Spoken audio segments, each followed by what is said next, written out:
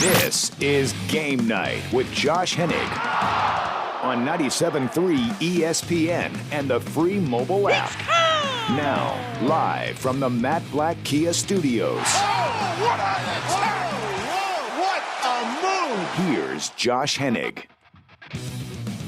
Thursday edition of Game Night on 97.3 ESPN, and it is finally here.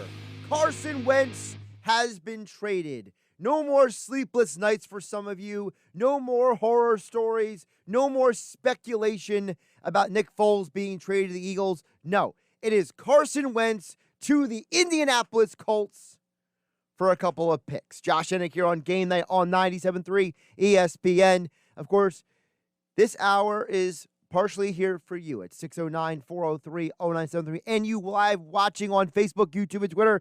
Your reaction to the Carson Wentz trade. We'll get to all of your thoughts this hour. Plus, the Flyers are back in action for the first time in almost 2 weeks. So, Kevin Durso braved the weather and got to the center tonight to give us a live report right here on Game Night on 97.3 ESPN. But, of course, that will be at 6:40 tonight. So, for the next 38-plus minutes, we are going to talk Carson Wentz. And this deal was a long time coming.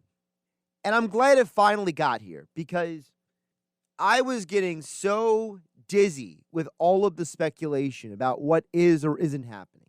But now it's finally here. So all the people who said the trade's not going to happen, or all the people who said that Wentz has to be traded to the Bears, it's the only deal that makes sense, we at least can get rid of the conjecture and we can just work off of what actually happened. And what actually happened was Carson Wentz got traded for a 2021 third-round pick and a conditional 2022 second-round pick that can become a first-round pick. Now, the reason why that's important to note is because, number one, the way it becomes a first-round pick, just for all of you know out there, as long as Wentz plays about 75% of the snaps that year, team goes to the playoffs, stuff like that. Things that are attainable. And it's one of those deals where the Colts basically, it's like in the NBA. You know, there's a protection on it in case something goes sideways. You know, when a team trades a first-round pick with a top 5 protection on it. So if the top 5 pick, that team gets to keep the pick, and then you get the first-round pick next year kind of deal. It's a similar concept here in the NFL. So theoretically, if everything goes as we expect, it'll be a third-round pick and a first-round pick next year. And I know some people are looking at this as, well, they didn't get good value. Here's the problem. What if this was the only thing that was out there? What if this was the only team that was going to give you anything? This is what Adam Schefter said when the news broke earlier today on SportsCenter. Take a listen to what he says about what the Colts offered for Wentz. The Colts looked at the quarterback landscape and surveyed all the quarterbacks out there. And while they're giving up a future conditional second-round pick that could become a first, they said, we believe that Carson Wentz is the best option that we can get on our team right now. And so the Colts offer was what it was. And they were strong, and they increased the offer in the end. But they felt like Carson Wentz was a natural fit in their offense on that team with that particular organization, and now we'll see how that works out. Think about what Schefter just said there. First of all, he said that the Colts surveyed the entire quarterback landscape.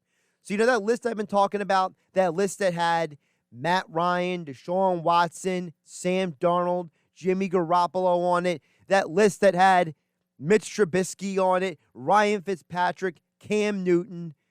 The Colts looked through everything and said, wow, Carson Wentz is our best option. And then Schefter said at the very end, they increased their offer. So theoretically, you actually did get the best value that could be offered for Carson Wentz. You actually did get the best that you could get out of it, all things considered. Because the Colts said the best we can do is Wentz, and the Eagles said the best we can do is this offer. So anybody out there telling you that this wasn't good value, the Eagles got in return a bag of balls and some duct tape and etc., they're lying. They're full of it. See, people have an idea of how things work because they don't live in reality. I like to live in reality. I like to tell you how things are. And how things are is this. The Philadelphia Eagles wanted to move on from Carson Wentz. Carson Wentz no longer wanted to be here. And the Colts, from the beginning, were the most likely destination. That's what you heard on Football at 4 with Adam Kaplan and Jeff Mosher for weeks. That's something you've heard from multiple people on the Sports Bash here on Game Night for weeks. We've been telling you the Colts were the likely destination, and it happened. And Adam Schefter says the Eagles and the Colts were negotiating for the last 19 days. I'm sorry, what? The Colts and the Eagles were in discussions for the last 3 weeks. I think really from the day after Jared Goff got traded from Los Angeles to Detroit and Matthew Stafford went from Detroit to Los Angeles. The talks heated up at that moment and really have been going on for 19 straight days. And they were at the brink of the deal the whole time, but it was only until today that the Eagles finally signed off on the agreement. 19 days. Imagine talking to somebody for 19 straight days who's not actually a coworker or a family member or a friend trying to make a deal work. Going back and forth, having these. It almost reminds me, remember what Elton Brand said, that he called the GM of the Minnesota Timberwolves every day till they finally traded Jimmy Butler, checking in on him? That's what this almost feels like. I just want to know who picked up the phone first. Was it Howie calling the Colts, or was it the Colts calling the Eagles each day? That's my only real question here. And you made the deal, you got it done. But 19 straight days. Now, notice at the end, Adam Schefter said a little tidbit there. He said, and finally today, the Eagles signed off on the deal. Just an hour ago, Rob Maaddi was on the Sports Bash, and he mentioned the fact that the NFL today announced that the minimum of the salary cap, the NFL announced early this morning, is going to go from 175 to 180. So the salary cap will not be dropping. It'll at least be 180. Now, the NFL will not give a hard number yet because, keep this in mind, they are renegotiating a lot of contracts this offseason. You have to wonder, did the salary cap going up make it a little easier for the Philadelphia Eagles to turn around and say, you know what, if we're going to bite the bullet, if we're going to eat this money, if we're going to swallow our pride, if we're going to make this happen, we might as well get it over with, because at least we know for sure the salary cap is going up and not down. Something to think about. Josh Hennig here on Game Night on 97.3 ESPN. Of course, text board is open at 609-403-0973. Also, you guys watching the stream, you can comment as you watch on Facebook, YouTube, and Twitter here on 97.3 ESPN. That's right, follow 97.3 ESPN, where you can watch the Sports Bash with Mike Gill Monday through Friday, as well as myself, Game Night with Josh Hennig here on 97.3 ESPN. So the deal is done. What is next? Well, what's next is you already have Jalen Hurts here. What is next is that you already have an individual here who can play the quarterback position. Now, we can debate till we're blue in the face what the Eagles do with a third-round pick and a conditional pick. It could be a second or first next year. I'm not going to waste your time or my time with that conversation. But what I do know for sure is that Jalen Hurts is the quarterback. And if I'm the Eagles, I'm not drafting a quarterback. Not at all. You used a second-round pick last year on a guy who has already started cultivating relationships in your locker room. You drafted a guy in the second round who got to play last year and gave you a couple glimmers of an idea of what he can be. I'm not drafting a quarterback to create another quarterback controversy or situation or fiasco. I want to see Jalen Hurts for a full offseason, for a full year, and see what he can do. You gave Carson Wentz, 12 weeks? You gave Carson Wentz all this time to see what he could do until you finally pulled the trigger and said enough is enough. It took you him leading the league in interceptions. It took you him losing about 3 games for you. You at least deserve to give Jalen Hurts the same shot. So I'm not drafting a quarterback. Not at all. But Adam Schefter also said earlier today on SportsCenter, the Eagles are not just going to give Jalen Hurts the job. Take a listen. The Eagles now have Jalen Hurts as their quarterback, but I think that they'll be looking to bring in competition of some sort. I don't think they're automatically just going to hand the job to Jalen Hurts and say, you are the guy here moving forward. I think that the Eagles will be looking. They've got a lot of ammunition now built up with the extra picks. Now, I don't read into that at all, that they're going to draft a quarterback per se. At least I don't. What I hear from that is the Eagles might bring in a veteran guy to have in the building, in the quarterback room with Hurts. If we learned anything from this past year, it was how ridiculous it was that the quarterback room this year was Wentz, Hurts, and Sudfeld. 3 young guys in a quarterback room with no real veteran leadership. Don't tell me Wentz was the veteran leadership, because look how that turned out. Wentz was the worst example on the team. Forcing interceptions, making bad decisions, never admitting if he ever did anything wrong except for, I got to do better. Anybody can say they got to do better. That's ridiculous. This is a situation where Carson Wentz put the team in this predicament. Don't repeat the same mistake. Go out and get a veteran guy to either back him up or have a semi-competition with him. Schefter says that the Eagles don't want to just hand the job to Jalen Hurts. Fine. There's a couple veteran quarterbacks out there you can sign. Ryan Fitzpatrick, he's a free agent. See what you can work out with him. Cam Newton, he's a free agent. See what you can work out with him. Trade for Nick Foles. Call the Bears up. See what's up. There's options out there. I know Adam Kaplan has talked about Joe Flacco. The Eagles had interest in him last year. Maybe they could bring him back this year. Go after down that road. Who knows? But you go get a veteran. I don't want to see any more young kids, any more young guys in here. Because at the end of the day, if you're going to develop Jalen Hurts, you got to give him the same opportunities you gave Wentz. When Wentz got drafted, it was Chase Daniel, and then the next year, it was Nick Foles. And then a couple years later, it was Josh McCown.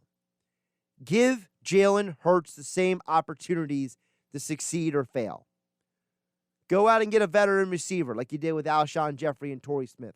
Give Hurts a chance to succeed or fail. Do not make the same mistakes you made with Wentz. Because one thing is for sure, they are not the same human being. They are not the same exact mentality. But they both deserve the same amount of opportunities. I want to see Hurts play the entire year, succeed or fail, before I sit here and act like it was a bad move or not to move on from Wentz. Game night here on 97.3 ESPN. Josh Hennig hanging out with you here on a Thursday. I hope everyone's being safe out there. It's icy, it's yucky, it's wet. I know that getting ice off my car this morning was an interesting experience, at least for me, coming into the station. Hope you're all being safe out there. Whatever you're doing, whether you're at home, whether you're on the road, whatever you're doing, please be safe. It's going to get cold tonight. It's supposed to rain again tomorrow. And you can just keep it tuned here at 97.3 ESPN, because coming up at 7 o'clock, the Flyers are back on the ice, speaking of ice, versus the Rangers, the first time in over a week. And Kevin Durso braved the elements to get to the center tonight, and we'll be checking in with him in about 25 minutes from now. But we'll talk some more Eagles and Wentz coming up right here on Game Night. Of course, you can text in at 609-403-0973, and you watching the show on live Facebook, YouTube, and Twitter, you can comment right below here on 97.3 ESPN FM and 97.3 ESPN mobile app, powered by First Bank of Seattle City. You're listening to Game Night with Josh Hennig on 97.3 ESPN and the free mobile app. Josh Hennig here on Game Night on 97.3 ESPN. Of course, Game Night being brought to you by my friends over at FanDuel Sportsbook. That's right, FanDuel Sportsbook is a great place to go if you want to get involved in the basketball season. One of the things I love about betting on basketball with FanDuel Sportsbook is I'm always finding new player props or game props that I like, and you can combine those props with other bets with the same game parlay. That's right. Same game parlays are exclusive to FanDuel Sportsbook. You've heard me talk about them numerous times here on 97.3 ESPN. It's my way to go with the same game parlay. You can find player point totals, game over-unders, first half spreads, and more, all in the one neat parlay. And right now, new and existing users can get $25 back each day. That's right, every day you can get $25 back if your parlay falls one leg short with same game parlay insurance. That's right, every single day, just another reason why I bet with FanDuel Sportsbook. And listen, we've been giving you same game parlays every single day for weeks here on Game Night. But now you can get insurance on those same game parlays. If you're a new user, just download the FanDuel Sportsbook right now and use my promo code Hennig when you sign up. You get same game parlay insurance. That's promo code Hennig with FanDuel Sportsbook. Must be 21 or to play. Gambling problem? Call 1-800-GAMBLER. See full terms and conditions at sportsbook.fanduel.com. So what are we hitting on tonight real quick? Well, we get to that in a moment here on 97.3 ESPN. Don't forget, we'll get to your texts as well at 609-403-0973. My FanDuel Sportsbook picks of the night is coming up in about 15 minutes from now. But first, back to you guys at 609-403-0973. Also, you watching on Facebook, YouTube, and Twitter, you can comment on the stream to get on the conversation while you watch on Facebook, YouTube, and Twitter. Just follow 97.3 ESPN. We got a texter who chimed in about the Carson Wentz stuff a little bit earlier during the break. Want to get to the texter now. Texter says, if you're a member of the Colts, after seeing how Wentz handled being benched combined with his play last season, are you happy to have him? Well, here's the problem with that thinking. If that's the way the Colts thought about it, they would never have traded for him. See, the Colts and probably their players have the same mentality. The mentality is, we are getting a certain kind of player who has a certain level of potential, okay? And I'm glad you asked that question because, now, this is not my opinion. This is what other people think about the Wentz situation. Dan Orlovsky on SportsCenter earlier today on ESPN television said this. People only talk about 2 years of Carson Wentz's career. They talk about 2017, the MVP year, and then they talk about this year, which was bad. The two things you have to ask yourself are, what about the 2018 and 2019 seasons when he was 50 touchdowns and 14 picks and a top 7 or 8 quarterback in the position? Those were still years in his career. So that's more than likely what he is as a player when surrounded with the right pieces, which, again, Indy has. When he is surrounded by the right pieces, which, according to Dan Orlovsky, Indianapolis does have. And he's not 100% wrong. Look, Indianapolis has a strong offensive line. They have a very good running game with Jonathan Taylor. They have good passing targets like Michael Pittman and others out there in Indianapolis. They are a good football team. And with Phillip Rivers, they almost beat the Buffalo Bills in the playoffs last year. So we know what the Colts can do. So if I'm a member of the Colts, if I'm a player on the Colts, I say, I know what Carson Wentz is capable of, and I'm going to chalk it up to last year was a bad year for him. Now, how Wentz handled things is a different conversation because how he handled things is a huge problem, Texter, and I hear what you're saying.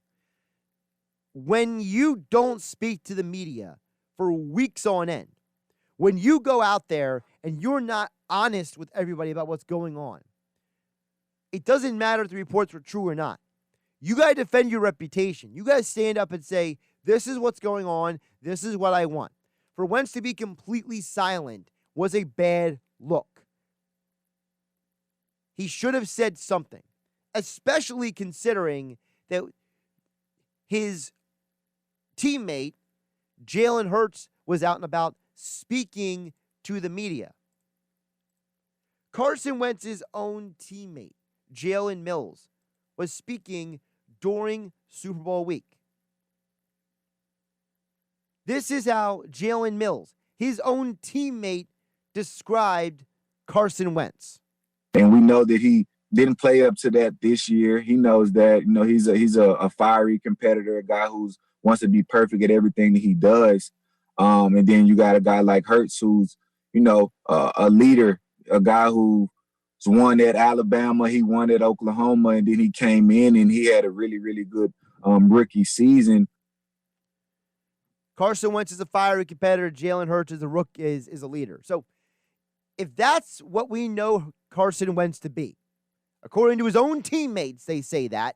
That was Jalen Mills right there a couple of weeks ago on CBS Sports HQ talking about Carson Wentz and Jalen Hurts. If that's who Wentz is, then that's who you can expect him to be. If you are a member of the Colts right now, you can expect him to come in there and wanting to put his best foot forward. And as long as the coaches there help him put that best foot forward, I think he's going to be fine in Indianapolis. And they should be happy to have him because if you think about it, who would you rather have? Mitch Trubisky? Ryan Fitzpatrick? Sam Darnold? Really, who are you going to get? Are you going to draft a quarterback? Re-sign Jacoby Brissett?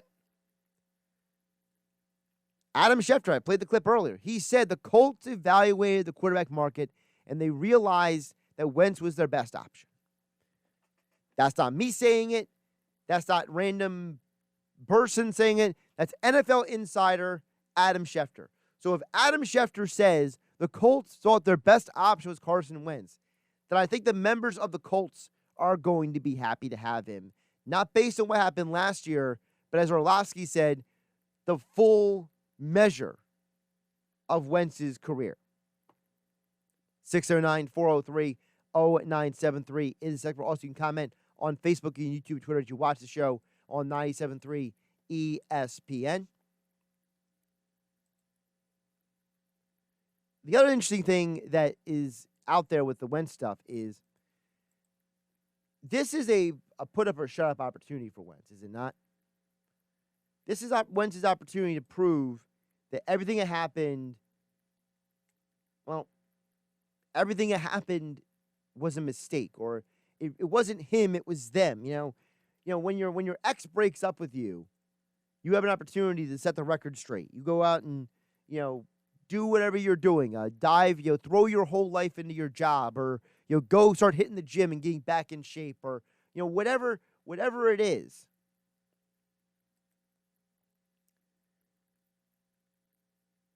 It seems that you have a guy in Carson Wentz who wants to go out there and prove himself.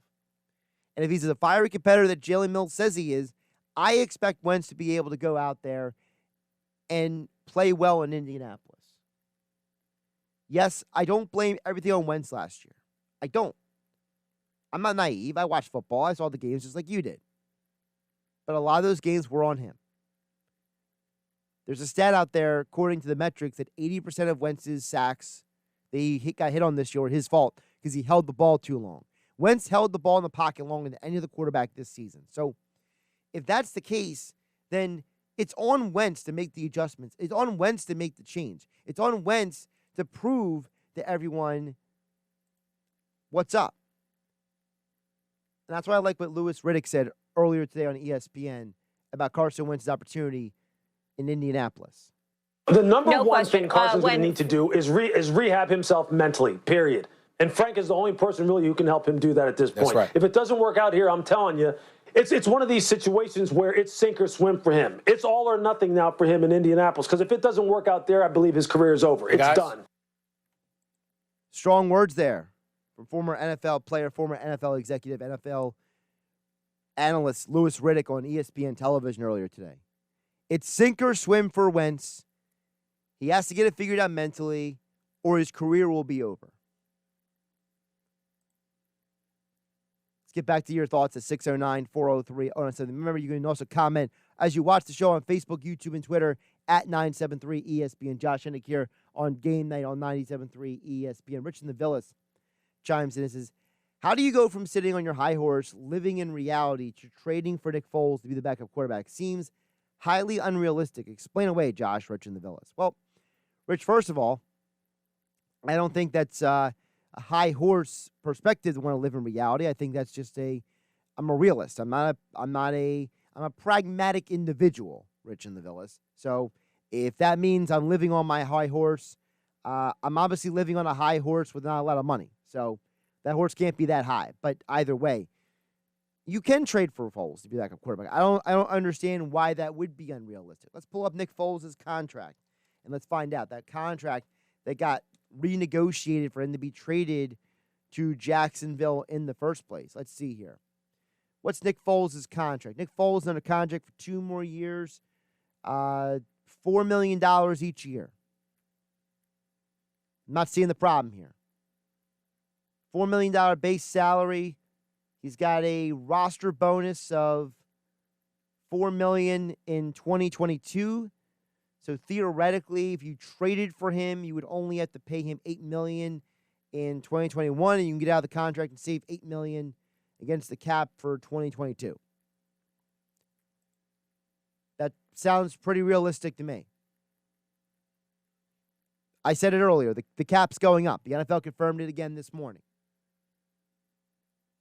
So if you're going to have an extra $5 million available under the cap and you're looking for a quarterback and you're going to trade Zach Ertz anyway, and Zach Ertz's contract will save you about $8 to $9 million under the cap.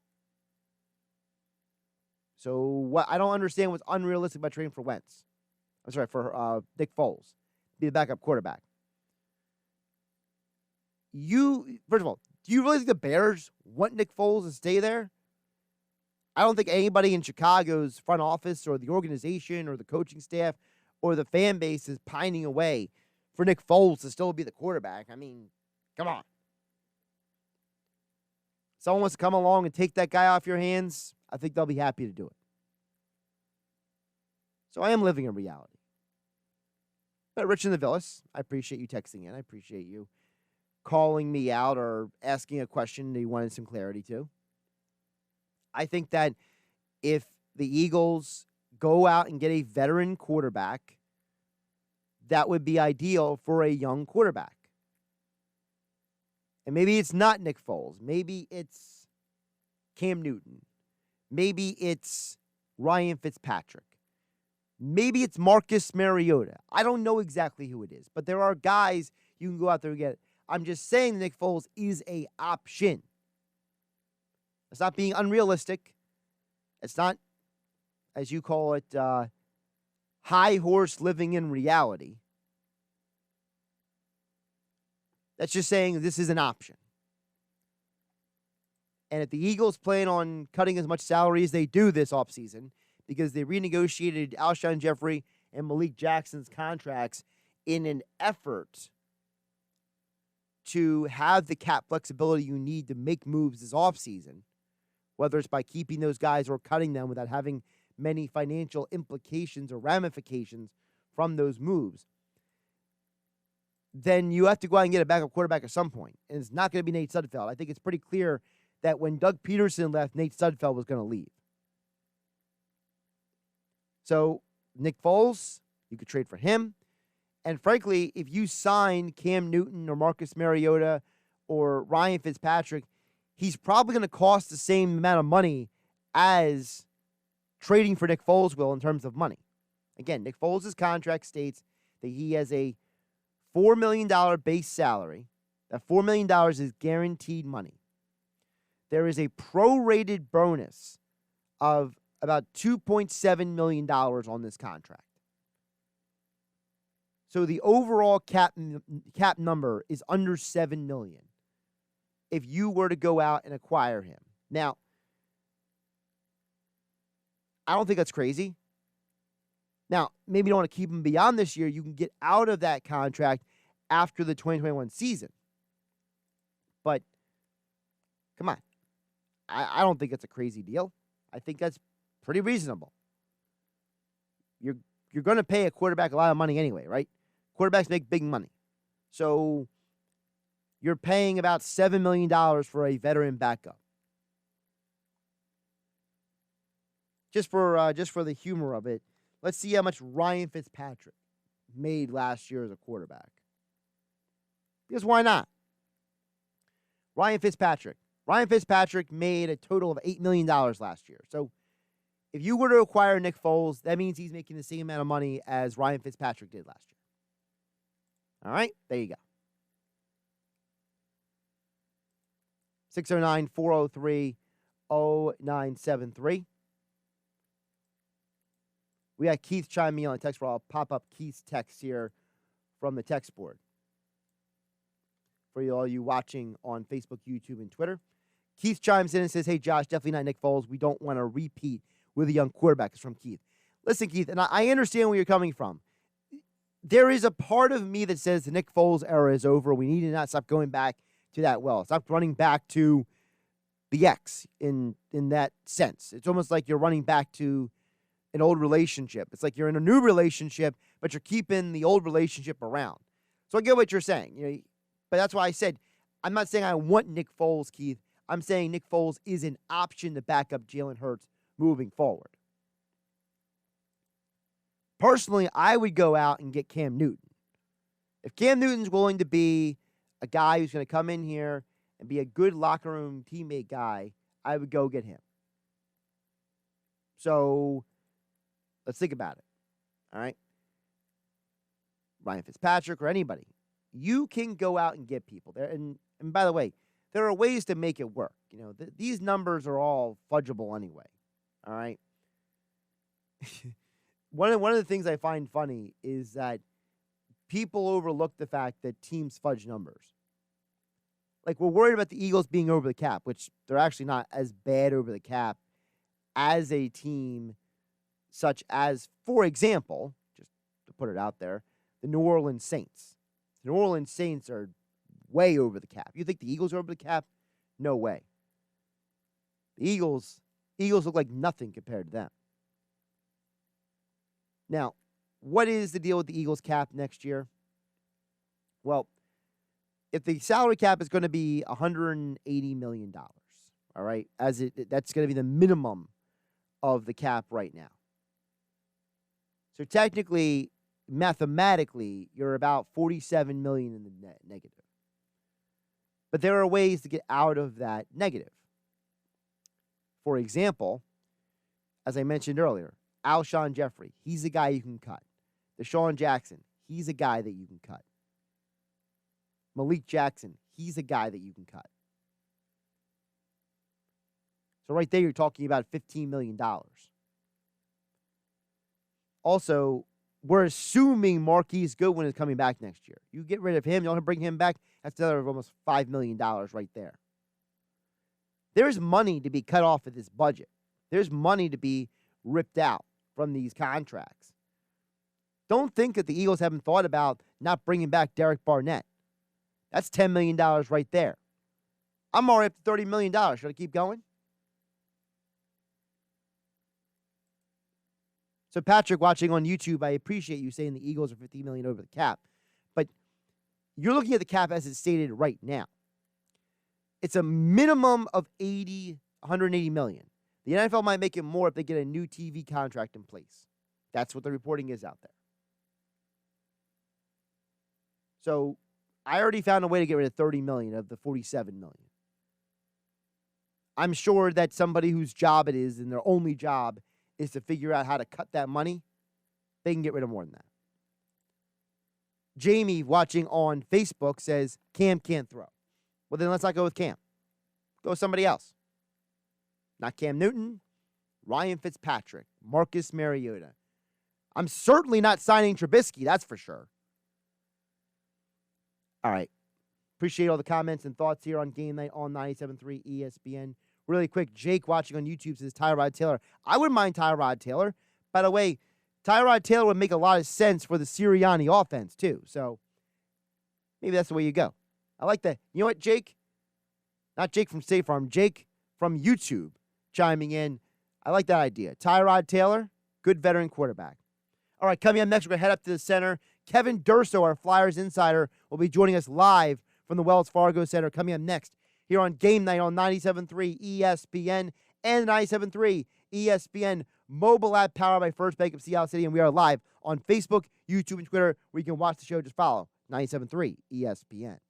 Now, more Game Night with Josh Hennig on 97.3 ESPN and the free mobile app. Josh Hennig here on 97.3 ESPN, live in the Matt Black Kia Studios on 97.3 ESPN. Before we get to my FanDuel Sportsbook pick of the night, we'll head up to the center right now. Joining us on the Boardwalk Kind of Hotline, you can see him live on Facebook, YouTube, and Twitter. He is the one and only Kevin Durso, joining us live at the center here on 97.3 ESPN. Kevin, first of all, glad to see you made it up there in one piece. Yeah, for sure, and it's good to be back here too, just because, really long 10 days for the Flyers, and they're back now, so good to have them back. Also, anybody watching can see you got the level up there. You're up above the ice a little bit there, so at least you're not near the ice. You won't get hit by a puck again.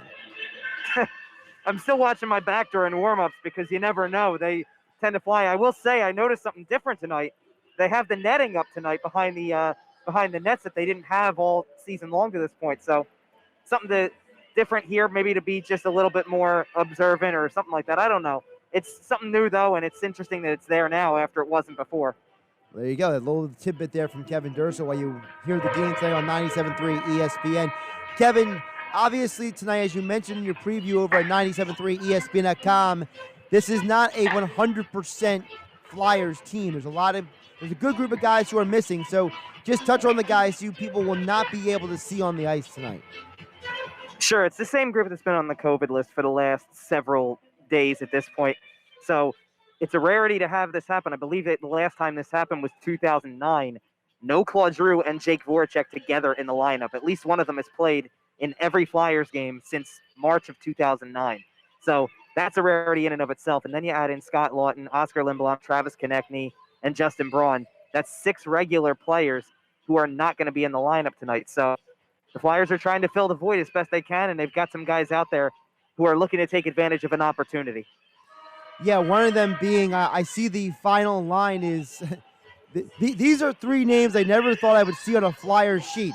Androv, Shushko, and Moran. Am I saying those names right? Yeah, you got them all right. Andy Andrioff is centering the 4th line tonight. Maxim Sushko is going to make his NHL debut tonight on the right side there on the 4th line. And Sam Moran on the left side playing his 2nd game at left wing. So kind of a makeshift line, but it's what they have to do. Andrioff is a veteran who's been around the league for a while. Sushko's obviously in his 1st game. And Moran's been around the block a little bit. Like, he's been up at this level before, obviously, so he knows what to expect in an NHL game. But this is a new experience for him, too, because he's playing wing now. So we'll see how it goes for him. But could be a decent line, all things considered, honestly. Moran wasn't terrible in his first experience at left wing. Didn't get a lot of time, obviously. Sushko is kind of one of those gritty players who goes out there and really works hard and is an energy level type of guy. And Andrioff can give you some balance down the middle when needed. I wouldn't expect that line to play a whole lot, but we'll have to wait and see how Alain Vigneault decides to roll those 4 lines. So with that being said, what is a fair expectation from the Flyers tonight, who haven't skated in over a week? They basically practiced, basically a day and a half before this game tonight, and they're going against a Rangers team that's coming off of a bit of a scathing loss. Yeah, I mean, look, I do think that the Flyers, you can expect them to be somewhat competitive here. Those top 2 lines are still legitimate lines. Sean Couturier is in the lineup. Kevin Hayes is in the lineup. Nolan Patrick's in the lineup. They got James Van Riemsdyk and Joel Farabee on that top line. Nick Aube-Kubel's on the 2nd line. Michael Raffles played some top minutes before, so he's out there as well on one of the top 2 lines. So I get that, and I get how the makeshift nature of these lines is a little complicated here, but defensively, it's a normal group, and goaltending is normal as well. So they've got those guys in place, and everybody had a good day and a half to skate and get back into the rhythm of things. Look, there's no excuses here either. The New Jersey Devils just came back from a very similar situation, actually longer than the Flyers, and they beat this team 2 nights ago. So if the Devils can come out and do that to the New York Rangers, then the Flyers can as well. They just need to be determined, play a smart and simple game, and keep it simple as best they can to try to make some things happen, because the Rangers are struggling right now. And even this team of guys who is mainly just looking for an opportunity, they can find a way to take advantage. Kevin Durso joining us here on Game Night on 97.3 ESPN, live from the Wells Fargo Center. Flyers versus Rangers tonight at the top of the hour right here on 97.3 ESPN. Tim Saunders, Steve Coates on the call, as you can hear right here on 97.3 ESPN FM and the 97.3 ESPN mobile app, streaming live for you on your phone. Kevin, another thing I'm watching for tonight is Carter Hart is back in goal tonight. Obviously, it's not been the best of years, but he's been solid overall. What are you watching for from him coming off of this break here? I want to see him look sharp right from the beginning here, and I want to see him get back into that rhythm that shows what kind of goaltender he can be. There's no guarantees that he's not going to see the same type of action he's already seen this season. Like we said, it's a makeshift lineup, and it's kind of an interesting dynamic here where you're playing behind guys who don't have a lot of experience. So it could lead to a lot of opportunities, and that's nothing new for the Flyers. They've given up a lot of shots already this season, and there's probably going to be a lot more coming his way tonight. But if he can get dialed in really early and feel like he's back in that rhythm quickly, he can be the key to winning a game like this when, if nothing else, your goaltender is the one who's at the top of his game and playing as well as he can. That's the opportunity you have where your goaltender keys the victory for you. In this way, you can be an opportunistic team when it comes to the offensive side, because I don't know that you should expect a lot of offense from this team when they haven't played a lot in the last 10 days and, barely at all, actually. You go that 1 day and a half of practice that they've had as a team. But maybe the goaltender gets into the rhythm quickly and therefore steals you a game here. I think it would be a big deal, especially when you consider that Alain Vigneault told us already this morning that not only for tonight, but for Sunday in Lake Tahoe as well, those 6 players that are missing that are regulars to the lineup, they're not going with the team to Lake Tahoe either. So this is at least a 2-game absence for all of them. And I don't know that I like the chances and that you should set any expectations for that Sunday game, because that's a superior team. The Rangers are a team that maybe with this makeshift lineup, if you get a good goaltending performance and a good defensive performance, you might be able to find a way to get 2 points tonight. And that would be huge considering what's ahead of you, at least in your next game. Kevin Durso's got a full preview for the game over at 97.3ESPN.com, at Kevin_Durso on Twitter for all your Flyers and NHL coverage. Kevin, one of the notes you have on here, Rangers are 28th in the NHL in power plays. That screams to me that the Rangers might be a bit of an overrated team, because if you get a power play, you got to score at an opportunity. The Flyers are at least 15th. They're in the middle of the pack. But for the Rangers to be that poor, that makes you wonder how much firepower is this team able to give you on a regular basis. Yeah, for sure. And the last 2 games they've played, they've been without Artemi Panarin, which is one of the keys to their power play success when they do have it. Here's the guy who loads up and takes that shot from the left side, and that's what they are looking for most of the time out there. As I was prepping for this game, I found it to be a very surprising thing that a guy like Mika Zibanejad has played 14 games this season and has just 3 points this season. This team is struggling to score goals. Head coach David Quinn just said before the game, they're not going to the net enough, and that seems to be what they think the key to getting some offense is going to be in this game. Getting traffic to the net, getting right in front of Carter Hart tonight and trying to make some things happen. So I think the Flyers need to protect the net, because it's been a struggle for this team to score, especially if you're keeping them to the outside on the power play and you're not giving them a lot of opportunities. You give them that inside opportunity, you give guys like Panarin the opportunity to shoot with an open lane from their spot, it's going to lead to trouble. So the Flyers need to take care of that. They haven't been the best penalty-killing team this year, obviously. So that's another area of concern. You got to make sure that if you're dealing with a struggling power play, your penalty kill needs to be on top of its game, or you can just play a very disciplined game and try to stay out of the box, because that's a good way to do it too. Kevin, before I let you go, you had some interesting tweets today about Carson Wentz. You seem to have an opinion, so go ahead. Give the folks your thoughts about Wentz being traded here. I just thought that this was, the Eagles did him dirty, in my opinion. They give him a contract that says you're the guy.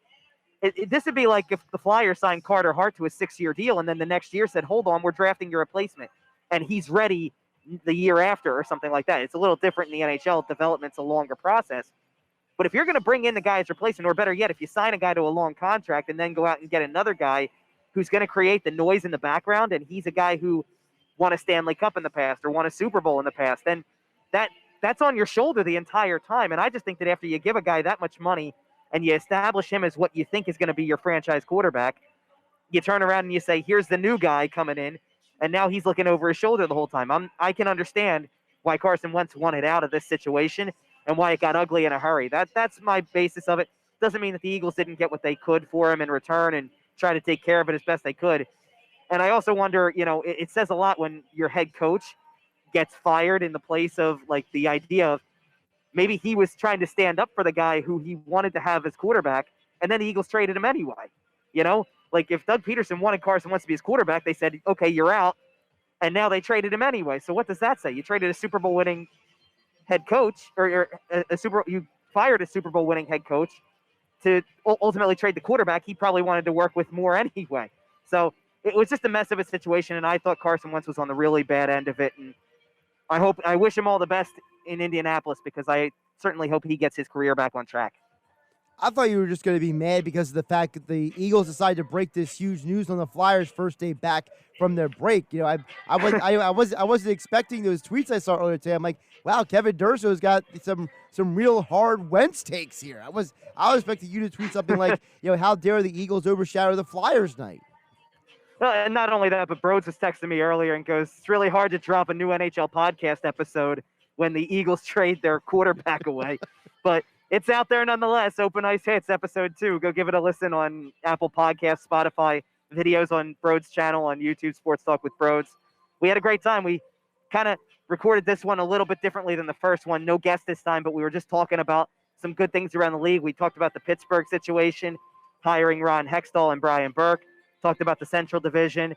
Just touched on a couple of other things in addition to me keeping an eye on this tonight. I'm definitely, as much as I love doing the podcast with Broads, and I'm having a blast doing that, this is like my natural domain here. So it's good to be back. Open Ice Hits. I'm a subscriber. You should subscribe too, folks. Open Ice Hits, Spotify, Google Play, Apple Podcasts, Sports Talk with Broads. Kevin Durso is the co-host, our Flyers Insider for 97.3 ESPN.com. Live from the center. Follow him on Twitter at Kevin_Durso for your Flyers updates throughout the evening. Kevin, great stuff. Glad to see you made it up there safely, and enjoy the evening. Thanks, Josh. Appreciate it. Josh Hennig here on Game Night on 97.3 ESPN. Of course, Flyers versus Rangers coming up at the top of the hour. Steve Coates, along with Tim Saunders, on the call right here on 97.3 ESPN. As promised, before we get out of here, FanDuel Sportsbook pick, and don't forget the same game parlay insurance. If you're a new user, just use promo code Hennig when you sign up to get same game parlay insurance, same game parlays, combined point spreads, player props, money lines, whatever you want. Same game parlay it, 3 legs or more. Get the same game parlay insurance. That's promo code Hennig when you sign up for same game parlay insurance and more great deals from FanDuel Sportsbook. My FanDuel Sportsbook pick of the night tonight. We lost last night. We're going to try to get back on the winning track. We won a few days in a row, but tonight we're going to try to get back on the winning track. So here we go. Nets versus Lakers tonight. I know the line was bet down to 230. I'm going to take the over because no Anthony Davis means there's a lack of defense out there. We know that Kevin Durant's not supposed to play tonight, so you're not going to have him out there on the defensive end. He's really the only legitimate defender on that team when it comes to anybody on the wing. James Harden tries, but he's just not an elite defender. So give me Nets Lakers over 230. Also, Kyrie Irving over 27.5. It's supposed to be his first game back from the injury. He's expected to be back in action tonight. So there you go. There's your picks for FanDuel Sportsbook. Thanks to Kevin Durso for joining the show with a live update from the center. I'm Josh Hennig. This is Game Night on 97.3 ESPN. You can follow me on Twitter at Josh Hennig. Please stay safe out there on the roads. It is nasty. Hope you all have a great night. Flyers hockey next on 97.3 ESPN, 97.3 ESPN app.